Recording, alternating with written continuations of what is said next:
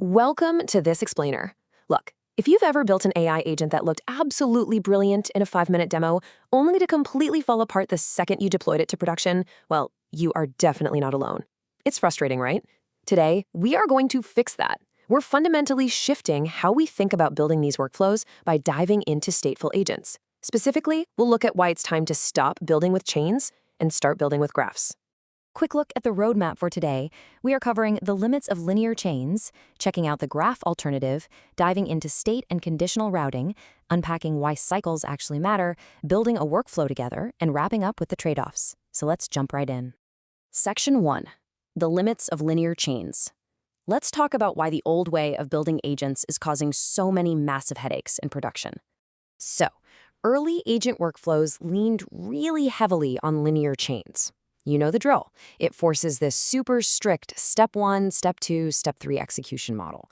Give the agent an input, it plans the task, executes the action, validates the outcome, done. It's a perfectly straight line, it's incredibly simple to set up, and it works wonderfully. Right up until it collides with reality. Because here is the fatal flaw of a straight line. What on earth happens if step 2 fails? Real-world tasks are messy, right? They constantly need to loop back to retry a failed API call or branch off to handle some weird edge case, or maybe just pause entirely to wait for a human to give the thumbs up.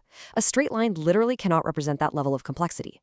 When an intermediate step crashes in a basic chain, your agent has no memory or conditional logic to recover. It just completely breaks, and boom, you're forced to start completely over from step 1, burning through time and computation costs.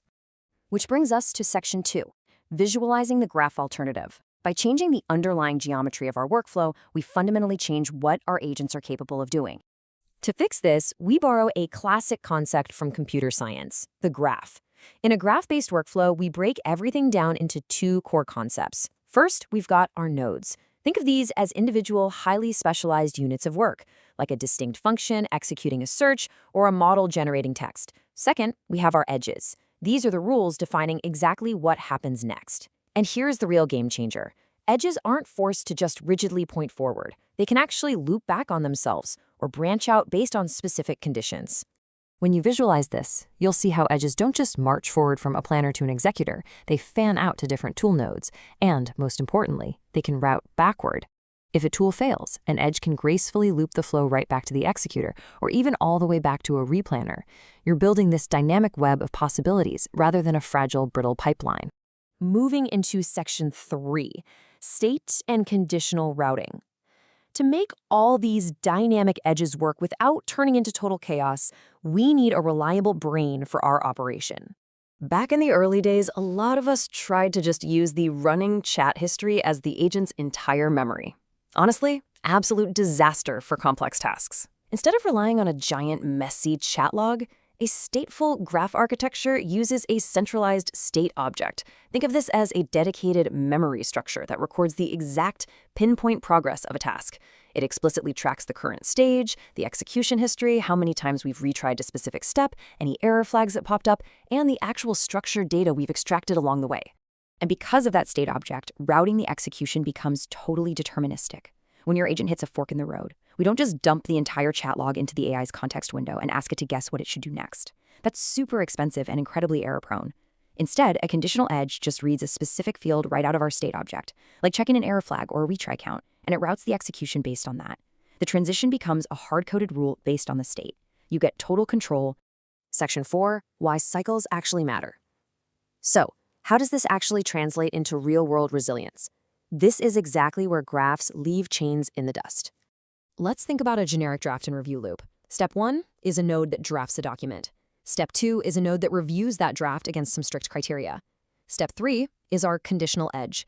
If the review passes, boom, the workflow exits successfully. But what if it fails? Well, the conditional edge simply loops the workflow right back to the draft step, passing along all the helpful feedback we stored in the state. The agent literally tries again, improving its work, and it only gets to proceed once it actually passes the condition. This cyclical capability is the secret sauce. It is exactly what elevates an agent from being a fragile little script that just prays everything goes perfectly into a robust, self-correcting engine. It can handle ambiguity and failure gracefully without crashing the whole entire system. Okay, Section 5, Building a Graph Workflow. Let's make this super concrete by building one of these out visually, node by node. Imagine we are building a multi-step research agent. Its whole job is to take a user's vague, messy query, gather deep information from the web, validate that the info is actually useful, and then extract the final findings. First up, we lay out our primary nodes. We create one node specifically to plan the search, another node just to execute the queries, a third one to validate the results, and a fourth to extract the findings. Notice what we're doing here. We are isolating each capability. The agent isn't trying to do everything all at once in one massive convoluted prompt. Each node is a highly focused specialist. Now, the real magic happens when we wire up the routing. After the agent executes its queries, it moves to the validation node, and here is where we drop in our conditional edge. The branch asks, are the search results sufficient? If yes, awesome, we proceed to extract findings. If no, we introduce our loop. We route right back to the execute queries node to try a totally different search path. And since we have our trusty state object, we easily add a circuit breaker. We only loop up to a defined maximum retry limit because, no infinite loops allowed. The impact of doing it this way is massive because the graph bounds its loops and recovers locally, meaning it only retries the exact step that failed instead of restarting the whole process. It drastically cuts down on ways to compute. Think about it. When a linear chain fails on step 8, you just wasted all 7 previous LLM calls. But with a graph, a failure only costs you that one local node's execution. It is just vastly more efficient. Section 6, trade-offs and what's next. Naturally, adopting this whole graph-based paradigm comes with its own set of realities. It's not magic, and you need to know the deal. The trade-off here is crystal clear. The cost is that you definitely have to invest more time in your upfront architectural design. You've got to define explicit state schemas, build out those separate node functions, and carefully wire up your conditional edges. But the reward? You get a system with a crystal clear, highly debuggable mental model of execution. When a graph workflow fails, you know exactly which node tripped up, exactly what the state was at that specific millisecond, and exactly why the router made the decision it did. It's a lifesaver. And that wraps up today's deep dive. But before we go, ask yourself, if the architecture of the future is a dynamic web instead of a straight line, how many of your current workflows are just silently waiting to break? The story doesn't end here, though. Multiple frameworks build on the same graph idea differently. Next, comparing the major philosophies so you know which fits your problem. Thanks for exploring with us today.